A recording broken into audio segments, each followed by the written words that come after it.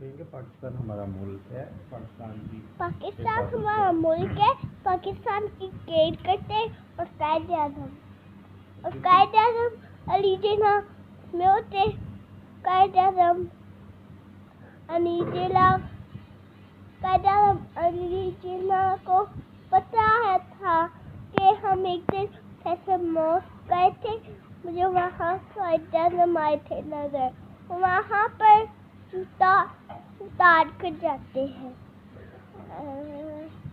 और मोहब्बत करते हैं। वो आप लोगों की केयर करते हैं। वो आप लोगों की मोहब्बत करते वो करते।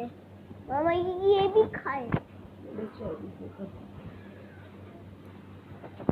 तो दोस्तों आज कायदे आज़म के हवाले से एक उनकी मोहम्मद अली जिन्ना है। वो मोहम्मद अली जिन्ना भी कायदे आज़म और मोहम्मद अली जिन्ना नजर आई थी मुझे फैसल मॉस्क में।